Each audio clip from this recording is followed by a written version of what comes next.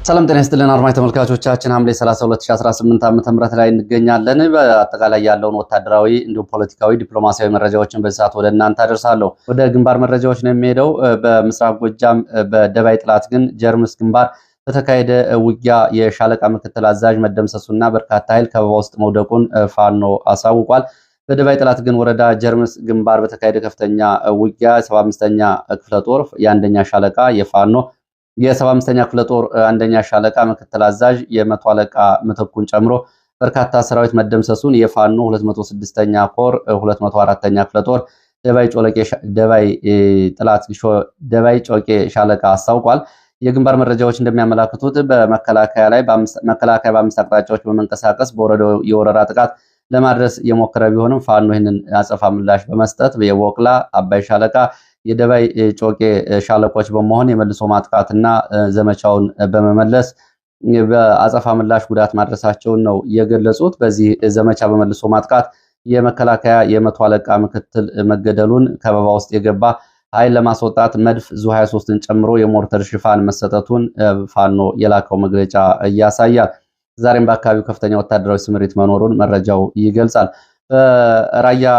በራያና በአካባቢው ያለው ሁኔታ በተመለከተ ደግሞ በሰሜን ወሎ በአፋር አካባቢዎች ያለው ሁኔታ የተመለከቱ ዝርዝር መረጃዎችን ከዚህ እንደሚከተለው ወደ እናንተ አደርሳለሁ። በራያ በአምባላጌ ከፍተኛ ሰራዊትና የከባድ መሳሪያ እንቅስቃሴዎች ሌሊቱንም መታየታቸውን መረጃዎች ገልጸዋል። ከዚህ ጋር በተያያዘ ህወሓት የፖለቲካ እንዲሁም ደግሞ የዲያስፖራ የሚዲያ ስምሪትም ሰጥቷል። ጦርነቱን በዚህ ግንባር ከመጀመሩ በፊት ምን መደረግ አለባቸው የሚሉ ቅድመ ዝግጅቶችም ስለመከናወናቸው ነው መረጃዎች የሚያሳዩት። በራያ አምባላጌ እስከ ወልዲያ ባሉት አዋሳኝ አካባቢዎች በትግራይ ደቡባዊ ዞን ከፍተኛ የሰራዊት ስብስብ የከባድ መሳሪያ ተከላና የስንቅ ዝግጅት እየተካሄደ መሆኑን የሚገልጹት መረጃዎች ሁኔታውን በተመለከተ እያንዳንዱ ዝርዝር መረጃ በዚህ መንገድ አድርሰዋል። ከተለያዩ አካባቢዎች የተገኙ መረጃዎች እንደሚያሳዩት በአምባላጌ ወረዳ ልዩ ቦታው አዲሸሁ ከተማ በትላንትናው ዕለት የተነሱ በርካታ አውቶቡሶች ታጣቂዎችን ጭነው እንዲሁም ደግሞ በፓትሮልና በኦራል ታጅበው ወደ ራያ ግንባር ገብተዋል። ከትግራይ አካባቢ የተንቀሳቀሱ ማለት ነው። በተመሳሳይ እንደዚሁ የአርሚ 60 መድፍና የሜካናይዝድ ክፍል ኃላፊ በሰጡት ትዕዛዝም ከአዲ ጉዶም የተነሱ ታንኮችና ዙ 23ቶች እንዲሁም ደግሞ በሞርተር 122 ሚሜ የሚባሉት ወደ መሆኒ አቅጣጫ እንዲገቡ ተደርገዋል። በተመሳሳይ በራያ ወራባዬ ጣቢያ ሀጅራ መንደር ውዳሴ ኮር ተራራ አካባቢዎችን ጨምሮ በአካባቢው ሁለት መድፎች ህወሓት ወደ አካባቢው ማስጠጋቱን የዓይን እማኞች ገልጸዋል። በራያ አላማጣ ወረዳ እንዲሁ ደግሞ ጋርጀል ወይም ደግሞ ታኦ ጣቢያ ላይም እንደዚሁ ተጨማሪ መድፎች ተተክለው ይገኛሉ ተብሏል። በተጨማሪ በመሆኒ ከተማ የሚገኙ ሁለተኛ ደረጃ ትምህርት ቤቶች እና የቴክኒክና ሙያ ኮሌጆች በርካታ ታጣቂ ከትግራይ እየመጣ እየተራገፈባቸው ሲሆን ምሽቱንም የጦር መሳሪያዎችን የጫኑ መኪኖች ወደ ትምህርት ቤቶቹ መሳሪያዎችን ማራገፋቸውን የመረጃ ምንጮች ገልጸዋል። ከመሆኒ ወደ አለማጣ መውጫ በሚገኙ አቡነ አረጋዊ ቤተክርስቲያን አቅራቢያ እንዲሁም ደግሞ የቅዱስ ጊዮርጊስ ቢራ ማከፋፈያ ቀድሞ ያልተጠናቀቀ ህንፃ በዚህ አካባቢ እንደዚሁ የምድር ቤቱን የህወሓት የደቡብ እዝ ግንባር የሎጂስቲክ እና ወታደራዊ ማዘዣ ይሆናል በሚል መሳሪያ ዲፖ አድርጎት ይገኛል ተብሏል። በዛሬው ዕለትም የህወሓት ታጣቂዎች በርካታ ከባድ መሳሪያዎችንና እግረኛ ሰራዊት ከማይጫው አቅጣጫ ወደ መሆኒ በስፋት እየተጓጓዘ እንደሆነ ማለዳ የወጡ መረጃዎች ገልጸዋል። በአምባላጌና በአካባቢው ያለውን ስምሪት በተመለከተ በርካታ የህወሓት ታጣቂዎች በእግረኛ እንቅስቃሴ እያደረጉ ሲሆን ከፊሉ ወደ ኮረም ከፊሉ ደግሞ ወደ መሆኒ አቅጣጫ የሚንቀሳቀስ መሆኑን የዓይን እማኞች ገልጸዋል። በራያ ግንባር የአርሚ 32 ሁለት ኮሮች ደግሞ በኮረም ወፍላ ተነስተው በሁለት አቅጣጫ ወደ ራያ አላማጣ አቅጣጫዎች ጉዞ ያደረጉ ሲሆን ወደ ራያ አላማጣ ዶጊያት አካባቢ ክዳና አካባቢ እንደዚሁ ስምሪት ወስደዋል። በተመሳሳይ አቆጅራ አድርጎ ደግሞ ሌላው ወደ መረዋ ቀበሌዎችና አካባቢዎች እንቅስቃሴ አድርጓል። ይሄ የአርሚ 31 የተለያዩ ኮሮች ስምሪት ነው። በሌሎች ቀጠናዎች ደግሞ አርሚ 24 ወደፊት ተጠግቷል። ከራያ ጥሙጋ፣ ከራያ ዋጃ ወደ ራያ ቆቦ፣ ወደ ላስታ መገንጠያና ወደፊት በጋርጀሌ ጣቢያ የነበሩ የአርሚ 24 የህወሓት ከፍተኛ ወታደራዊ አመራሮችም ወደ ሰሌን ውሃና ራያ ቆቦ አቅራቢያዎች ወዳሉ አዋሳኝ አዲስ ቅኝና ድንጋይ ቀበሌ ተንቀሳቅሰዋል።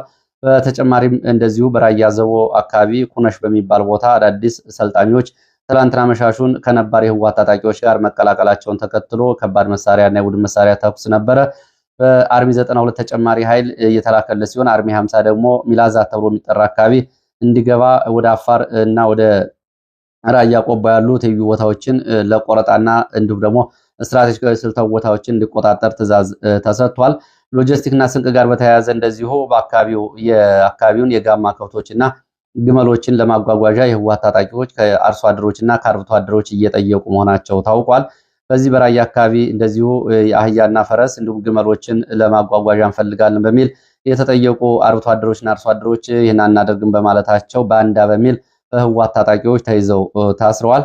ዛሬ እንደዚሁ ከደጋፊዎቻቸው የተገኙ የአህዮች የጋማ እንስሳትና ግመል በመጠቀም እንደዚሁ ወደ ጥሙጋ አካባቢ እንስሳቶቹ እንዲገቡ ተደርገዋል። የጦር መሳሪያ ጭኖ ወደ ተራራማ ስፍራዎች ለመውጣት ያለመ እንደሆነ መረጃዎች ገልጸዋል። ይህ በእንዲህ እንዳለ ከወታደራዊ ዝግጅት ባሻገር የህወሓት የሚዲያ የቴሌቪዥን ስራ እንቅስቃሴና የሚዲያ ፕሮፓጋንዳን በተመለከተ የቪዲዮና የሚዲያ ስርጭት ማዕከላት ወደ ምድር ቤቶች ወይም ደግሞ ለአየርና ለድሮን ተጋላጭ እንዳይሆኑ እንዲቀየሩ መደረጉን ከትላንት ጀምሮ በተመሳሳይ እንደዚሁ ወደ ገጠራማ አካባቢዎች በመውጣት የሬዲዮ የቴሌቪዥን ስርጭቶች የሚሰራባቸው ሁነኛ ቦታዎች እንዲመቻቹ ለጋዜጠኞች ስምሪት መሰጠቱና የጋዜጠኞቹ ደግሞ የግል የእጅ ስልኮቻቸው ከደህንነት አንጻር መነጠቃቸውን እንደዚሁም እንዲሰበሰቡ መደረጋቸው ታውቋል። በመቀሌም በተመሳሳይ እንደዚሁ የሬዲዮ ጣቢያዎች፣ የቴሌቪዥን ጣቢያዎች፣ የስርጭት ስቱዲዮዎች ተቀይረዋል ተብሏል። ካሁን በፊት ይታወቃሉ የተባሉ ስርጭት ጣቢያዎች የአየር ተጋላጭ እንዳይሆኑ በሚል እንደሆነ ነው የታወቀው። ይህ በእንዲህ እንዳለ የህወሓት አመራሮች የዲያስፖራ አባላት በወቅታዊ ሁኔታዎች ላይ በቨርቹዋል ዙም ሚቲንግ ስብሰባ ማድረጋቸውም ታውቋል። የህወሓት ከፍተኛ አመራሮች ከዲያስፖራ አባላት ጋር ባካሄዱት የዙም ስብሰባ በወቅታዊ ፖለቲካዊ፣ ወታደራዊ፣ የሚዲያ ጉዳዮች እና የዲያስፖራና የዲፕሎማሲ ጉዳዮች ላይ መነጋገራቸው ታውቋል።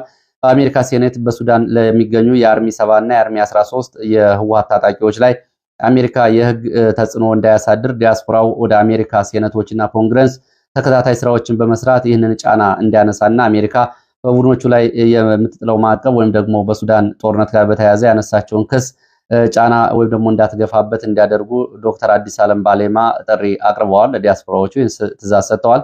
በትግራይ ስለሚፈጸሙ ስርዓቶች በተመለከተ ደግሞ እንደዚሁ በትግራይ የሚፈጸመው ስርዓት እና አፈሳ፣ ወታደራዊ ግዳጅ የትግራይን ህልውና ለማስከበር ስለሆነ ማንም ቢንጫጫ ሌላው የሚያደርገው ስለሆነ መስማት የለባችሁም፣ በዚህ አቋም ውሰዱ፣ አሜሪካም ሩሲያም ሲቸግራቸው ይህን ያደርጉታል ብለዋል። ተሳታፊዎቹ የትግራይን እንቅስቃሴ የሚቃወሙ አካላት ንብረታቸው እንዲወረስ እርምጃ እንዲወሰድባቸው እንዲሁም ደግሞ በሚዲያ ህወሓትን የሚቃወሙ ካሉ ተገቢው እርምጃ እንዲወሰድባቸው እንደዚሁ ጥያቄ አቅርበዋል።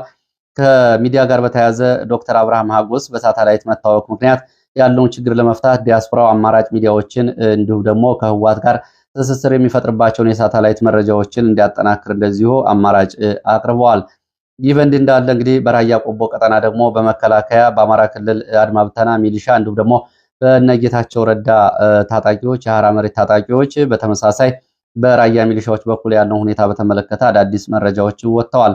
ከዚህ ጋር በተያያዘ በራያ ቀጠና በኩል የህወሓት እንቅስቃሴ ከላይ እንደተገለጸ ሆኖ የመከላከያ አማራ ሚሊሻ አድማ ብተና እንዲሁም የአካባቢ ሚሊሻዎች የጌታቸው ረዳ የሐራ መሬት